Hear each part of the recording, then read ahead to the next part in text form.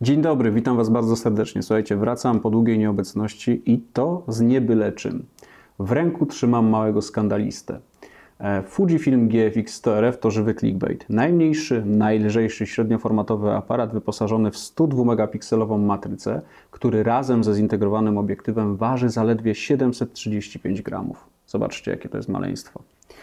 735 gramów to bardzo niewiele, ale to wystarczy, żeby spolaryzować i wkurzyć część internetowej widowni. Świat podzielił się na dwa obozy. Jedni go kochają, a inni kochają go zdecydowanie mniej. I mam wrażenie, że ta druga grupa jest znacznie bardziej liczna.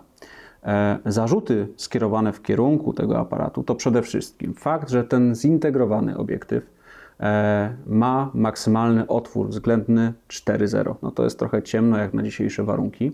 Dodatkowo nie ma stabilizacji obrazu.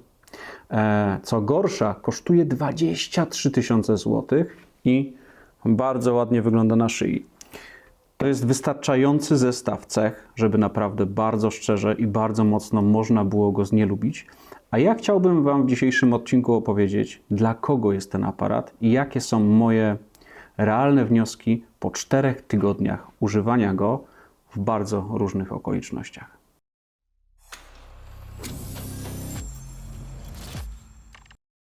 Już na wstępie warto powiedzieć, że Fujifilm GFX 100RF to aparat stricte fotograficzny, w sumie jak nazwa wskazuje. Oczywiście ma on wbudowane masę funkcji związanych z filmowaniem.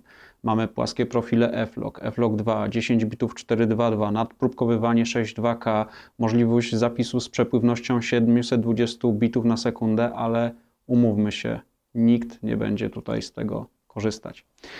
W ogóle już samo ukrycie opcji filmowania w panelu Drive, gdzie trzeba się bardzo przeklikać, żeby się tam dostać, świadczy o tym, że jest to dodatek miły, ale niekoniecznie potrzebny w tym przypadku. Z wyglądu, jak widzicie, aparat taki dalmierzowy, tutaj jest wizjer po lewej stronie, bardzo przypomina Fujifilm X100, natomiast nie ma tu z jakiegoś powodu wizjera hybrydowego, czyli takiego optyczno-elektronicznego i są ku temu bardzo jasne powody, poznamy je troszeczkę dalej. Już na samym początku głównym celem, jaki przyświecał budowie tego aparatu, było osiągnięcie jak najmniejszego rozmiaru. I to maleństwo waży 735 gramów. Możemy sobie je porównać z takim zestawem spacerowym 100 megapikselowym, jaki do tej pory był możliwy do uzyskania w systemie GFX. To jest GFX 100S razem z obiektywem 53,5. Kilo 300, 730 gramów. Jak widzicie, różnica jest dosyć wyraźna. Wiem z pewnych źródeł, że powstały 3 takie aparaty. Jeden był wyposażony w stabilizację, drugi miał trochę jaśniejszy obiektyw, a trzeci, jak widzicie, taki.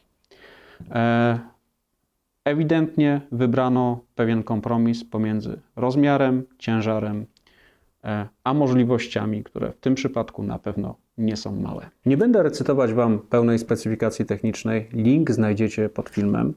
Opowiem o najważniejszych atrybutach związanych z tym aparatem, zaczynając od jakości wykonania. I tutaj nie znajduję innego słowa jak wyśmienita. Ten aparat został zbudowany z najlepszej jakości materiałów w najlepszy możliwy sposób.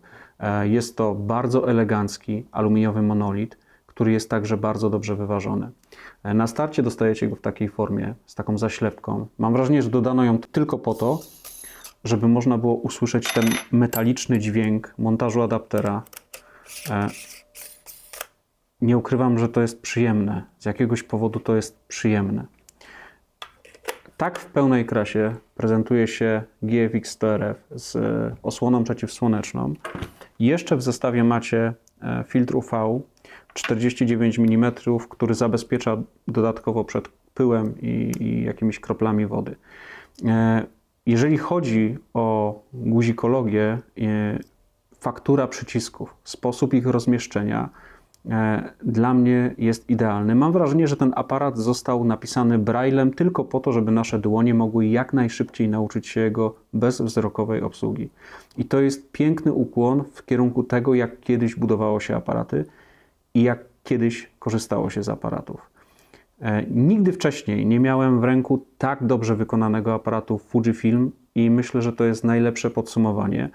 A jeśli chodzi o ergonomię, to dla kogoś takiego jak ja, fana serii XT, fana serii X Pro, fana serii X100, to jest spełnienie ergonomicznych marzeń. Jeżeli chodzi o gniazda, w jakie wyposażono ten korpus, to poza gorącą stopką, pod lewą klapką znajdziemy port micro HDMI, za pomocą którego możecie podłączyć sobie tutaj zewnętrzny rekorder, gniazdo USB typu C, za pomocą którego możecie naładować baterię znajdującą się w korpusie, albo podłączyć ten korpus do komputera.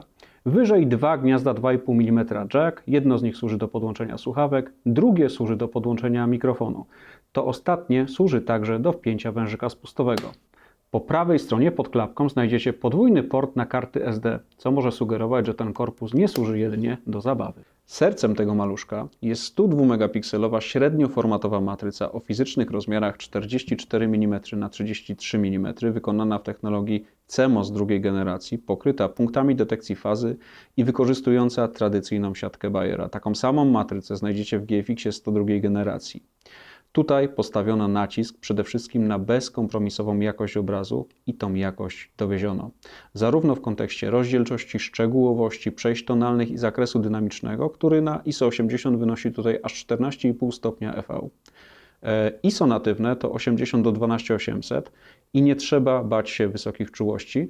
Natomiast ta końcówka 12800, tam już pojawia nam się szum kolorowy. Oczywiście da się z nim wygrać. Dzisiaj Lightroom ma takie narzędzia, które pozwalają nam uzyskać naprawdę użyteczny obraz nawet z takiej czułości, ale to już bardziej dla śmiałków. Pamiętajcie, że do tanga trzeba dwojga. Ta sztuka nie udałaby się nigdy, gdyby obiektyw, który jest tutaj zespolony, nie był wystarczająco dobry.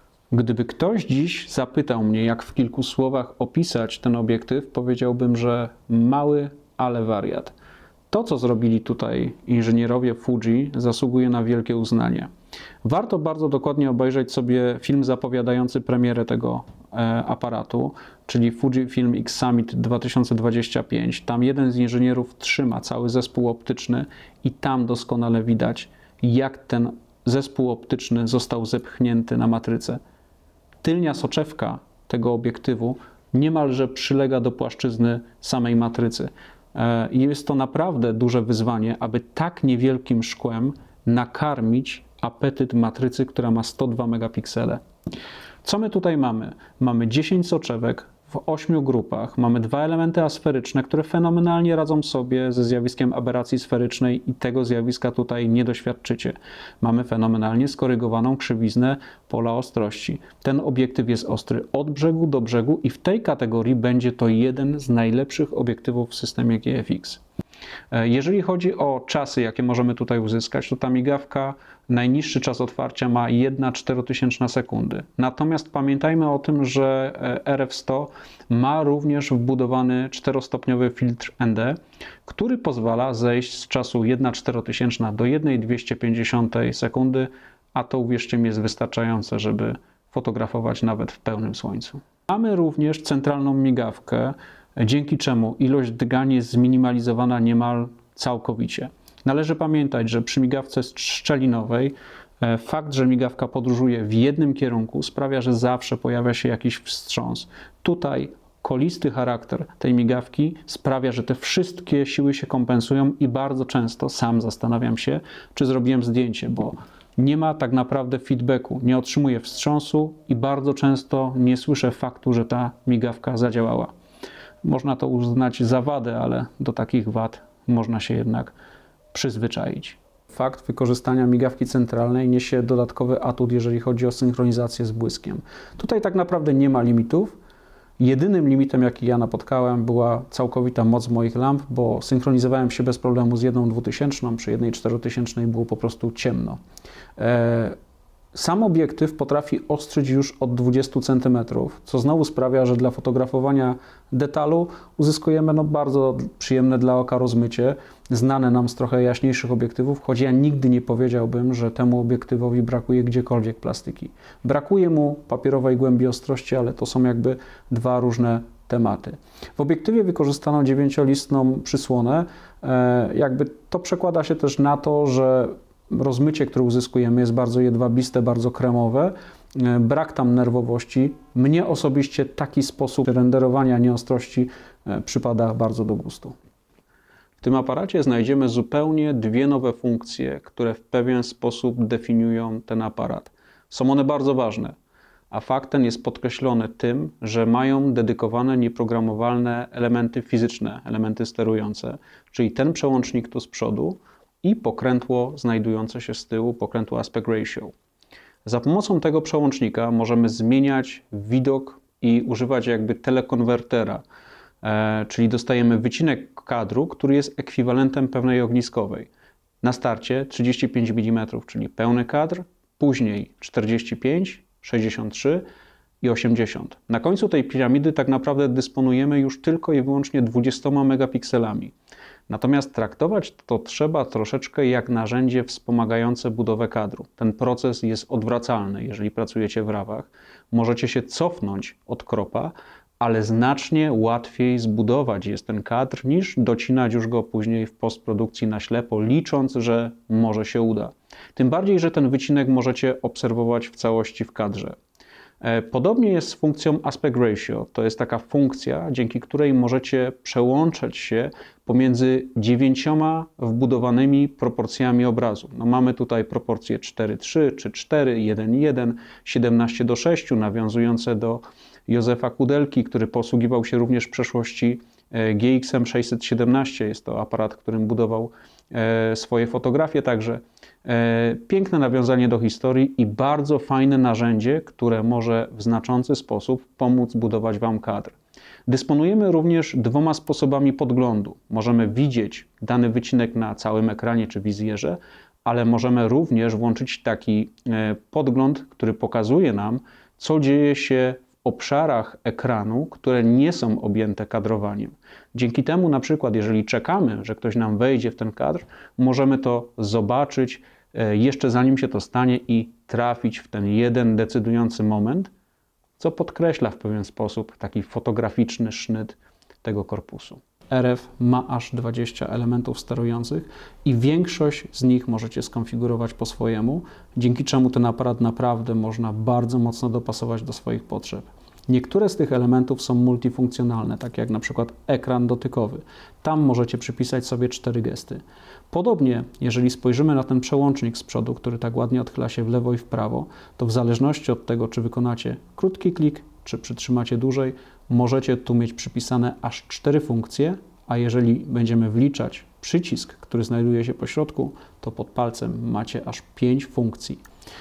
To też ma sens, bo czasami są funkcje, których nie chcemy sobie uaktywnić przypadkowo, choćby, nie wiem, wyłączanie podglądu naświetlania i balansu bieli, więc taką funkcję warto mieć schowaną pod dłuższym klikiem, bo jest to funkcja, do której po prostu zaglądamy rzadziej. 100RF został zaprojektowany w taki sposób, aby dostęp do wszystkich ważnych parametrów był realizowany za pomocą dedykowanych elementów sterujących. Pewnie zresztą jak w większości aparatów. Dlatego też, żeby zmienić wartość przysłony, używamy pierścienia przysłony, żeby zmienić wartość kompensacji, używamy pokrętła kompensacji, żeby zmienić ISO, używamy pokrętła zmiany wartości ISO.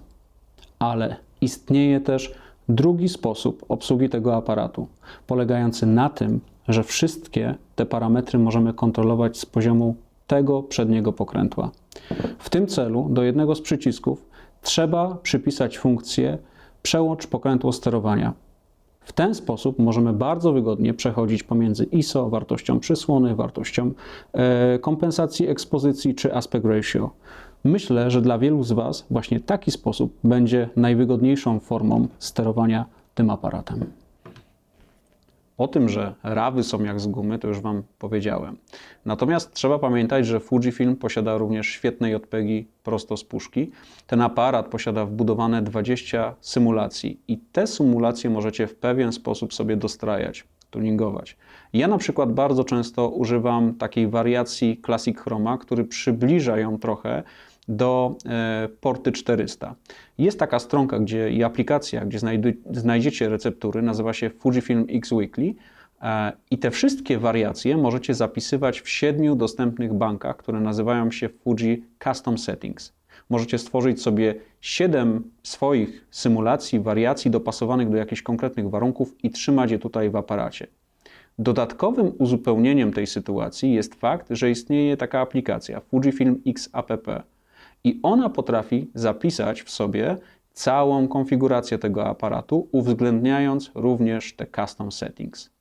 To znaczy, że możecie zbudować konfigurację, zbudować sobie tuning symulacji i zapisać to w swoim telefonie komórkowym, a w razie potrzeby przywrócić. Tam nie ma limitów. Możecie zbudować tyle konfiguracji, ile chcecie. To nabiera również szczególnego znaczenia, jeżeli ten aparat będzie finalnie mieć więcej niż jednego użytkownika. Wtedy przełączanie się pomiędzy guzikologią będzie bardzo proste, bo przywracanie tych ustawień zajmuje dosłownie kilka sekund. Mam takie wrażenie, że większość z Was bardzo polaryzuje cena tego aparatu, ale już na wstępie chciałbym powiedzieć, że fakt, że jest on drogi, nie znaczy wcale, że jest on zły. Tak samo jak dobrze staramy się mówić o produktach tanich i dobrych, albo tanich i wystarczająco dobrych, tutaj również trzeba zaznaczyć, że jest to produkt drogi, ale jest to produkt bardzo wysokiej jakości. Zaczynając od jakości wykonania, jakości użytych materiałów, sposobu spasowania, poprzez matrycę, która tak naprawdę kompensuje wiele ograniczeń nałożonych na ten aparat przez zintegrowany stałoogniskowy obiektyw o świetle 4.0. To dzięki rozpiętości tonalnej, którą tutaj mamy, możemy spokojnie fotografować w wyższych czułościach i obejść trochę to ograniczenie. Dzięki nadmiarowości pikseli możemy pobawić się cyfrowym kropem i otrzymać wbudowane ekwiwalenty obiektywów 45, 63 i 80 mm. Oczywiście nie zastąpi to nigdy zmiany optyki. Tam zmienia się kąt, zmienia się kompresja drugiego planu, ale najlepszy aparat to ten, który aktualnie masz przy sobie. I w zgodzie z tą maksymą Fujifilm dostarcza nam narzędzia do świadomego kadrowania, świadomego budowania obrazu. Oczywiście ten proces jest odwracalny, ale fakt, że możemy widzieć ten ekwiwalent tych choćby 80 mm sprawia, że pracujemy o wiele bardziej świadomie. Podobnie jest z funkcją aspect ratio, czyli możliwością zmiany proporcji obrazu. Dzięki temu możemy budować bardziej kreatywnie, bardziej świadomie, zupełnie w nowy sposób patrzeć na różne rzeczy, które nas otaczają. To właśnie dzięki nadmiarowości pikseli obydwie te funkcje są możliwe do zaimplementowania. A Fuji jako pierwsze krzyczy w sposób bardzo wyraźny: 102 megapiksele to za dużo dla większości z nas i żaden inny aparat na rynku nie mówi tego tak wyraźnie. W tym samym miejscu odrobinę szkoda, że w dniu sprzedaży jeden z głównych filarów tego aparatu, czyli pokrętło aspect ratio, nie działa w trybie RAW. I nie mieści mi się to trochę w głowie. Ja już wiem dlaczego i o tym opowiem Wam w drugim filmie, który będzie nawiązaniem i taką bardziej techniczną częścią od kuchni, opowiadającą również o tym aparacie, ale jest to wielka wtopa. Kolejną rzeczą, która zasługuje na uznanie, to fakt, że ten GFX jest dzisiaj najszybszym GFX-em, jakiego możemy spotkać na rynku. One do tej pory wszystkie pracowały w pewien dosyć dostojny sposób, zarówno jeżeli mówimy o czasie reakcji na naciśnięcie choćby spustu migawki, jak również w kontekście ostrzenia. Ten obiektyw ostrzy szybko, ostrzy pewnie. Zarówno trakowanie obiektów, rozpoznawanie oka, nad którym w ostatnim czasie Fuji bardzo mocno popracowało, jak również nad rozpoznawaniem obiektów, działają tutaj bardzo pewnie. Dziś jest to jedyny korpus z rodziny GFX, który ja jestem Wam w stanie rekomendować na przykład do reportażu. Nigdy wcześniej nie próbowałem nawet wmawiać ślubniakom, że GFX nadaje się do fotografii ślubnej, bo wymaga to bardzo wysokiego skilla. Trzeba mieć specyficzną mentalność i naprawdę potrafić antycypować momenty z bardzo dużym wyprzedzeniem, żeby trafiać w ten decydujący moment. Tutaj jest to o wiele łatwiejsze. Oczywiście nie jest to nadal poziom najszybszych aparatów, jakie mamy na rynku. I absolutnie nie jest to aparat dla każdego użytkownika. 6 klatek na sekundę i fakt, że w trybie fotografii ciągłej jest potężny blackout, sprawia, że tak naprawdę panoramujemy czy śledzimy obiekt trochę na ślepo. Trzeba mieć wyczucie, trzeba mieć wprawę i trzeba mieć do tego cierpliwość. Jeżeli chodzi o dwa kolejne, bardzo często pojawiające się zarzuty, czyli po pierwsze ciemny obiektyw, a po drugie brak wbudowanej stabilizacji, to jeżeli chodzi o brak wbudowanej stabilizacji, przyznam szczerze, że ja nie czuję tego braku w jakiś szczególny sposób. To, jak działa migawka centralna, jej subtelny sposób działania, sprawia, że uzyskiwałem czasy 1/13 sekundy, podczas gdy ze stabilizacją, z tym zestawem, to jest GFX 100 z 50.3.5, udawało mi się uzyskiwać 1/5. Ja wiem, że wśród Was są ludzie, którzy potrafią fotografować tym zestawem z czasami 1 sekunda, 2 sekundy. Byłem obiektywny po takiej samej ilości kaw, próbowałem wielokrotnie i ta różnica nie jest moim zdaniem wcale porażająca. Jeżeli natomiast chodzi o obiektyw, no to tutaj muszę powiedzieć Wam wprost. Światło 4.0 sprawia, że próżno szukać magii średniego formatu w obrazie generowanym przez ten aparat. Jest oczywiście fenomenalna jakość, jest masa detalu, jest przepiękny, soczysty, mięsny kolor, ale nie jest to korpus dla ludzi, którzy w obrazie szukają bardzo wyraźnej separacji obiektu. Tutaj tego się nie znajdzie.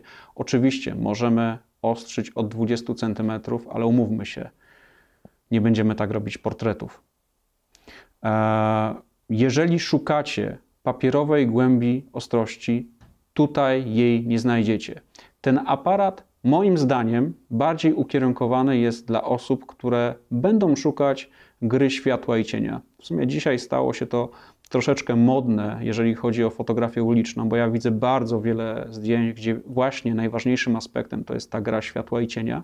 I myślę, że w tym aspekcie i pod kątem również tego, jak dużo informacji mamy z tych zacienionych obszarów, jak tam nadal wszystko jest bardzo szczegółowe, ten aparat sprawdzi się świetnie.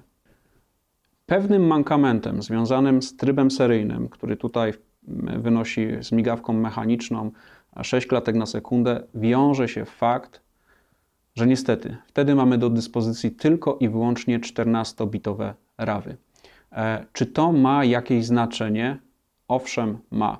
Jeżeli spojrzymy sobie troszeczkę bardziej wnikliwie na cienie przy wysokich czułościach, właśnie w rawach 16-bitowych, to widzimy, że szum tam jest znacznie bardziej jednorodny i jest tam więcej szczegółów. Dlatego też to jest pewnego rodzaju mankament. Myślę, że podyktowany pewnym wąskim gardłem, którym jak zwykle w przypadku tak dużych matryc jest szybkość odczytu, natomiast tutaj także muszę Wam o tym wspomnieć. Realnie, jeżeli chodzi o zakres czułości, ja pracowałem w bardzo trudnych warunkach oświetleniowych. Autofokus moim zdaniem radzi sobie naprawdę fajnie, natomiast do ISO 8000 obraz jest w pełni użyteczny. Jeżeli chodzi o 12800, to on jest również użyteczny, natomiast trzeba pamiętać, że tam już mamy walkę z szumem i to bardzo często kolorowym w postaci takich czerwonych, niebieskich plamek. Dzisiaj to nie jest wielki problem. Mając narzędzia takie jak Lightroom i funkcje popraw, ten obraz po odszumieniu jest naprawdę całkiem ok, ale trzeba już na pewno trochę pobawić się z suwakami, żeby to wszystko się nam kleiło. Ten aparat nie jest prosty w recenzji, bo recenzujemy aparat z zespolonym obiektywem, czyli recenzujemy dwie rzeczy. O aparacie powiedziałem dużo, o obiektywie powiedziałem Wam już sporo, bo to jest bardzo udany obiektyw. Natomiast kilka rzeczy jest zamaskowane korekcją profili, które dokonują się albo tutaj, albo już w wywoływarkach. No i przede wszystkim chodzi mi o winietowanie, które jest spore. No na winklach na dzień dobry mamy 1,5 EV na 4.0 i ono spada nam do 0,8 na przysłonie 8.0, więc to jest dużo i to degraduje trochę zdjęcia. Ja to widzę jeszcze później. Myślę, że to jest największy problem. Jest też dystorsja. Na początku jej zupełnie nie widziałem. Wydawało mi się, że jest idealne, wszystko proste, budynki się nie walą. Sobie myślę, wow, ja robię sobie selfiaka z 30 cm i nie mam wielkiego nosa. Naprawdę super. No jest dystorsja beczkowata, też dosyć spora. Tracimy na niej w korekcji około 1,5% kadru, bo to widać. Jak się wyłączy wszystkie guziczki w starym Lightroomie Classic, to widzimy, że faktycznie to zjawisko występuje. Co do reszty, ostrościowo w porównaniu z GF-em 2035 no jest po prostu ten obiektyw ostrzejszy od brzegu do brzegu. Świetnie skorygowana płaszczyzna ostrości sprawia, że od przysłony 4 do 16, bo później pojawia się dyfrakcja, to jest naprawdę bardzo ostry obiektyw. Ja go porównywałem też z tą 50, bo dla mnie ona jest super i ona jest również super ostra.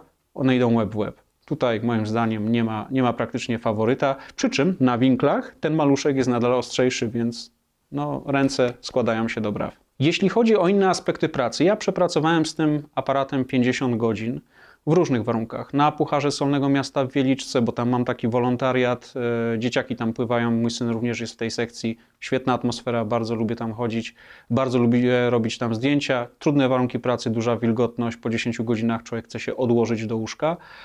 Nie miałem żadnych problemów, to był mój pierwszy dzień z tym aparatem tak naprawdę.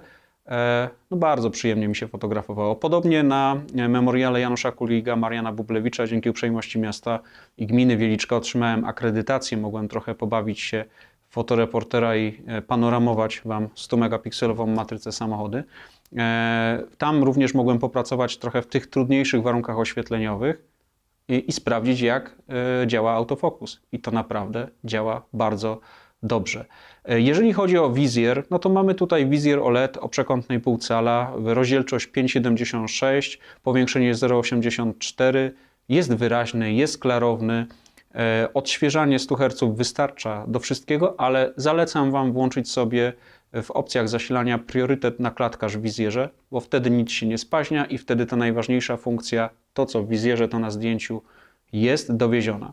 Jeśli chodzi o ekran LCD, zero zarzutów. To jest ekran o przekątnej 3,15, 2,1 miliona pikseli, wyraźny, czytelny, klarowny, w dodatku dotykowy, uchylny w jednej płaszczyźnie, prawdopodobnie dlatego, że mamy przełącznik aspect ratio i przejście z 4:3 na 3:4 jest możliwe tutaj i nie trzeba do tego specjalnie odkręcać aparatu, chociaż powiem Wam szczerze, że wiele razy chciałem go obrócić i sobie go odchylić. No cóż, jest jak jest, ale to też nie jest wielki zarzut. Kolejnym atutem tego aparatu jest fakt, że zwyczajnie dobrze trzyma się go w ręce. Bardzo dobrze obsługuje się go jedną ręką. Jest on bardzo dobrze wyprofilowany, ma dłuższy niż X100 grip, dzięki czemu nie trzeba żadnych dodatkowych gripów i można z niego wygodnie korzystać zaraz po wyjęciu go z pudełka. Jeżeli chodzi o pracę na baterii, na przestrzeni 50 godzin średnio uzyskiwałem 700-720 zdjęć. Nigdy nie doszedłem do 820, tak jak deklaruje producent, ale jest to naprawdę dobry wynik. To był wynik powtarzalny. Tutaj także nie mam żadnych zarzutów. Bateria to typ NPW 235, ona ma 2200 mAh, skryta jest pod klapką, klapka jest uszczelniona, co świadczy o tym, że aparat również posiada uszczelnienia. I tutaj moja uwaga, jak wydajemy na aparat 23 000, to chcielibyśmy wiedzieć, czy to uszczelnienie jest zgodne z jakąś normą IP.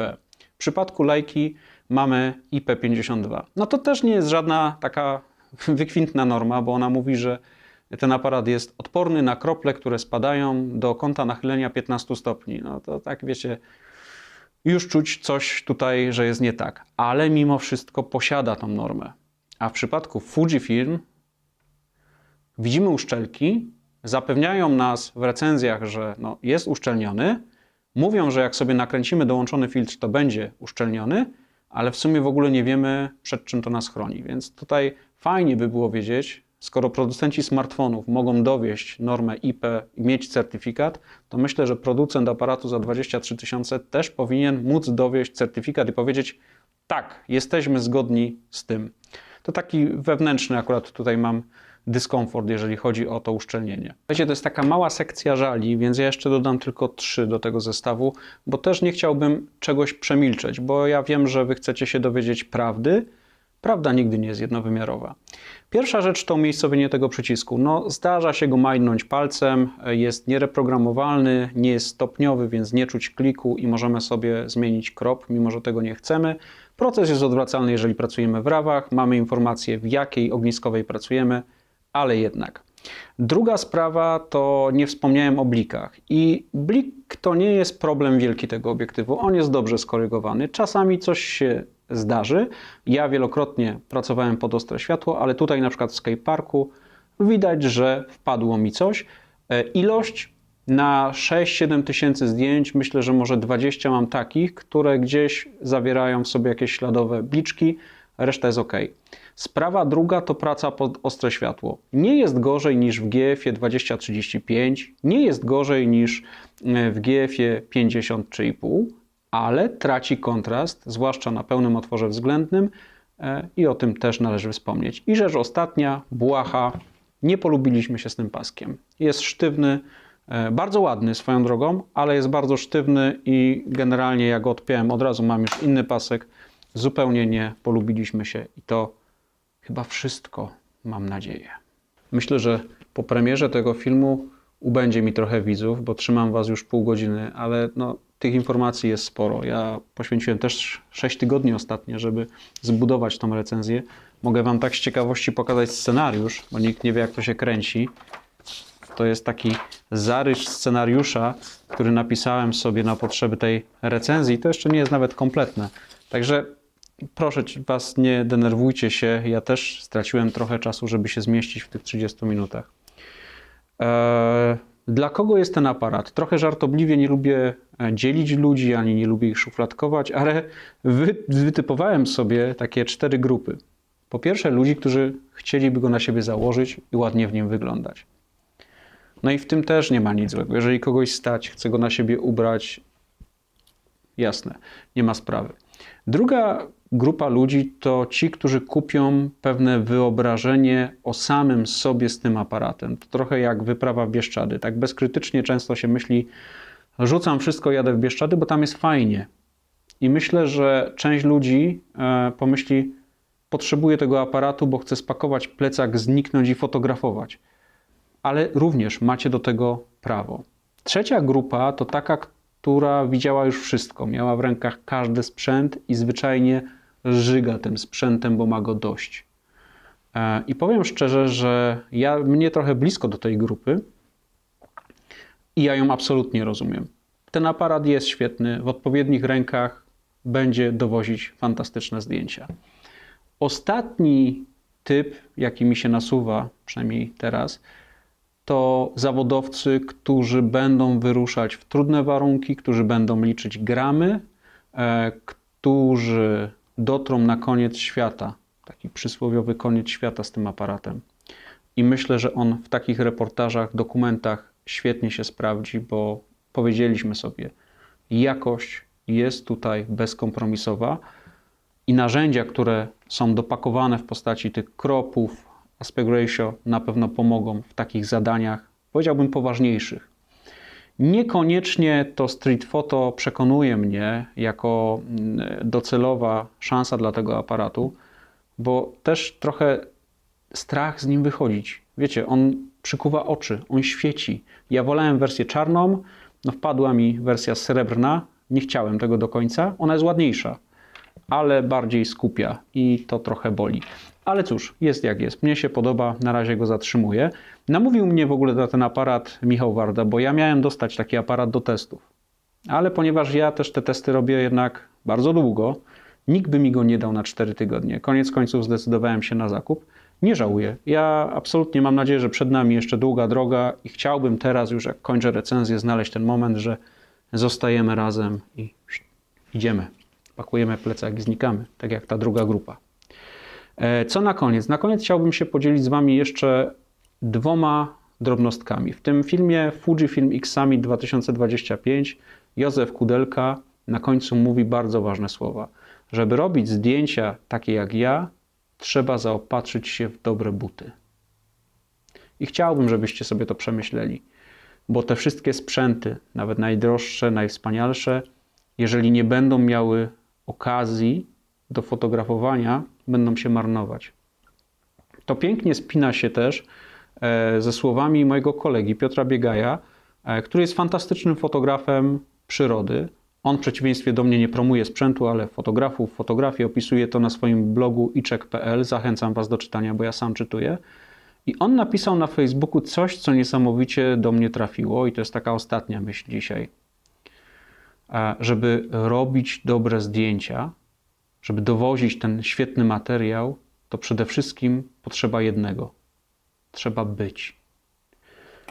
I w sumie z całego serca ja wam życzę dzisiaj, żebyście właśnie byli w odpowiednim miejscu, w odpowiednim czasie ze swoim aparatem, bo bez tego nie powstanie żadna fotografia.